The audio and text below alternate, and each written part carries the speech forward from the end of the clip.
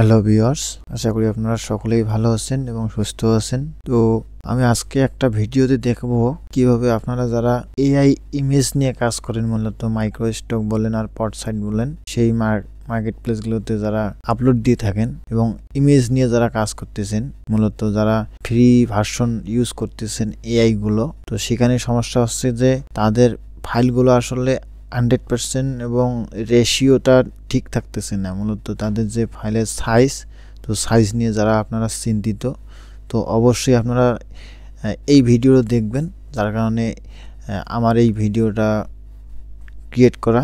তো তার আগে বলে দেই যে আমাকে গত একটা ভিডিওতে বলেছিল এক আপু যে আসলে কিভাবে এআই ইমেজকে আপস্কেল করা যায়, অর্থাৎ যে ফ্রি ভার্সন এআইগুলো ইউজ করা হয় মূলত পেইড ছাড়া, সেই এআইগুলো কিন্তু আমাদের কাঙ্ক্ষিত অথবা আমাদের যে কাস্টম সাইজ, সেই সাইজে কিন্তু ইমেজগুলো তৈরি করতে দিতে পারে না।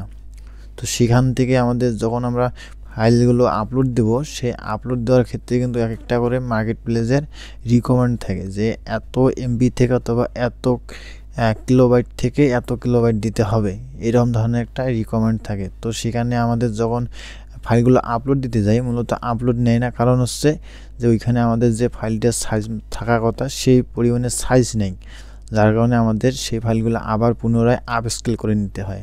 তো আপস্কেলের মূলত যে যারা বিগত দিন থেকে কাজ করে আসতেছেন, মূলত তারা অনেকেই হয়তো বিভিন্নভাবে আপস্কেল করে আসতেছেন। তো আপস্কেলের যে যদি আমরা এআই অর্থাৎ পেইড ভার্সন ইউজ করি, তাহলে হয়তো আমাদের ওই আপস্কেলটা করা লাগবে না, যেহেতু আমাদের ইচ্ছা মতো আমরা সাইজ নিয়ে সেই ফাইলটাকে জেনারেট করতে পারি, যার কারণে আমাদের আপস্কেল করা লাগে না। আর যারা পেইড ছাড়া ফ্রি ইউজ করতেছেন, তাদের কিন্তু অবশ্যই আপস্কেল করা লাগবে, তাছাড়া কিন্তু মার্কেট প্লেসে কোনোভাবে আপলোড দেওয়া সম্ভব না। তো এইখানে মৌসুমি একটা আপু আমাকে কমেন্ট বক্সে জানিয়েছেন যে আসলে এআই ফাইলগুলো কীভাবে আমরা আপস্কেল করতে পারি, সেই সম্পর্কে উনি একটা ভিডিও চেয়েছেন। তো আমাকে দুইটা ভিডিওতে কমেন্ট বক্সে জানিয়েছেন। তো সেই আপুকে উদ্দেশ্য করে বলতেছি যে যদি আপনি এই ভিডিও দেখেন, তাহলে অবশ্যই আপনি হয়তো বা এই আপস্কেল সম্পর্কে জানতে পারবেন। তো তার আগে বলে দিই, যারা আমার চ্যানেলটিতে নতুন, তো অবশ্যই আপনারা সাবস্ক্রাইব করে পাশেই থাকবেন, তাহলে দেখবেন যে আপনাদের মতামত এবং কার্যকরী বর্তমান সময়ে যে ট্রেন্ডিং যে এআইগুলো আসতেছে, মূলত সেই এআইগুলো নিয়ে আমি আপনাদেরকে ধারাবাহিকভাবে ভিডিও দেওয়ার ট্রাই করব। তো চলুন কথা না বলে শুরু করা যাক। এইখানে দেখেন আমি টপাস এআই, এটা কিন্তু একটা সফটওয়্যার, মূলত এটা হচ্ছে সফটওয়্যার। তো আমি এই সফটওয়্যারটা ওপেন করলাম যে আপনাদের দেখাবো এই সফটওয়্যারের মাধ্যমে কীভাবে আপনি আপস্কেল করবেন। তো তার আগে বলে দিই যে যাদের কম্পিউটারের কনফিগারেশন একটু লোর জেনারেশন, তাদের কিন্তু কোনোভাবেই এটা ইনস্টল হবে না, কারণ যখন দেখবেন যে আপনি 5 জেনারেশন অথবা 3rd জেনারেশন এই ধরনের কম্পিউটারগুলোতে যখন আপনি এই ভারী সফটওয়্যারটা ইনস্টল করতে যাবেন, দেখবেন যে আপনার যে বাকি ফাইল অর্থাৎ যে ডকুমেন্টগুলো আছে সবগুলো কিন্তু ক্র্যাশ করতে পারে, কারণ এই সফটওয়্যারটা কিন্তু অনেকটাই ভারী, যেহেতু এটা হচ্ছে মূলত 2 থেকে 2.5 GB হবে, এরকমটাই হবে সামথিং।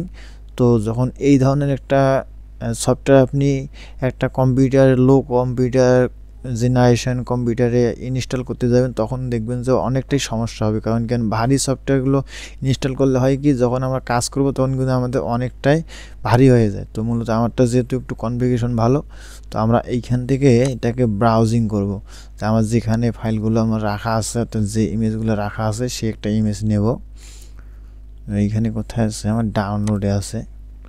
দেন এইখানে দুইটা সাইজ দেওয়া আছে, তবে আপনাদের সাইজটা দেখাই যে এইখানে দেখেন মাত্র 390 কিলোবাইট অর্থাৎ 768 তো এই ফাইলটা আমরা আপস্কেল করবো। এখানে দেখেন, এখানে দিলাম, এখানে একটু জুম আউট করে নিচ্ছি, মূলত জুম ইন হয়ে গেছে। তো এটাকে কিন্তু আমরা যদি আমরা ইনস্টল ভালোভাবে করাইতে পারি, তাহলে কিন্তু এটাকে আমরা কাস্টমাইজ অর্থাৎ আমাদের মন খুশি মতো আমরা কিন্তু এখানে আপস্কেল করতে পারবো।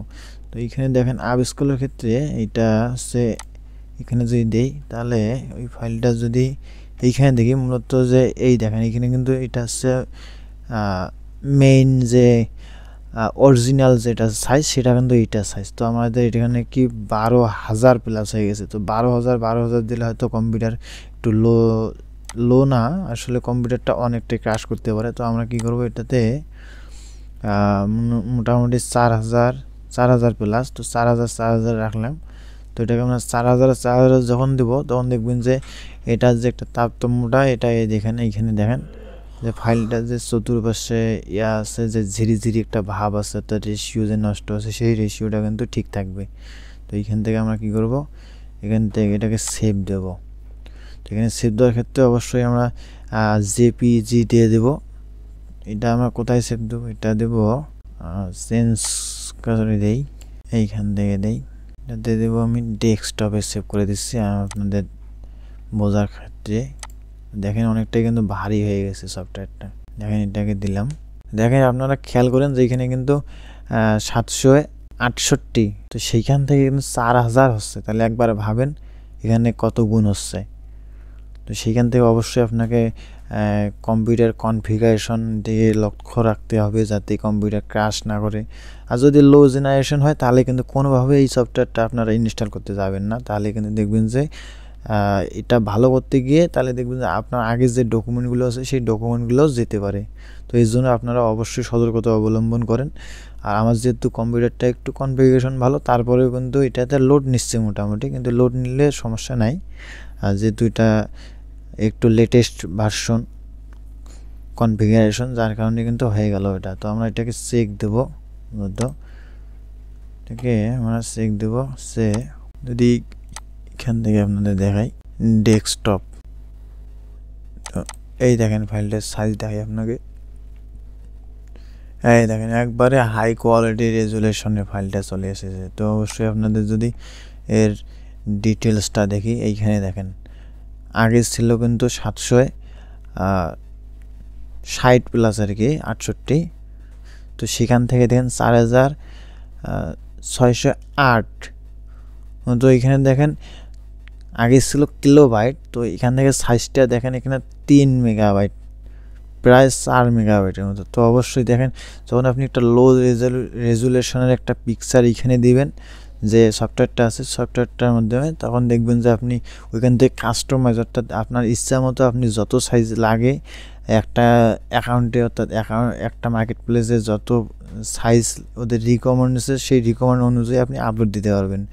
তো অবশ্যই আপনারা, আমি আবারও বলে রাখি যে অবশ্যই আপনারা যারা এই ধরনের আপস্কেল করাতে চাচ্ছেন একটা লো রেজুলেশনের ফাইল, তার লো রেজুলেশনের ইমেজ, তো অবশ্যই আপনারা এই যে এআই যেটা আছে আপনার গিগাপিক্সেল এআই, মূলত সফটওয়্যারটার নাম গিগাপিক্সেল এআই। তো আপনার টপাস গিগাপিক্সেল এআই, তো টপাস গিগাপিক্সেল এআই অবশ্যই আপনারা আগে আপনাদের যে কম্পিউটার কনফিগারেশন সেই কম্পিউটার কনফিগারেশন দেখে বুঝে তারপরে আপনারা ইনস্টল করতে যাবেন, তাহলেই আপনারা হয়তো বা ইনস্টল করতে পারবেন। তা না হলে কিন্তু আপনাদের ওই ক্র্যাশ করবে, মূলত মানে ভালো করতে গিয়ে আপনার খারাপটাই বেশি হবে আর কি।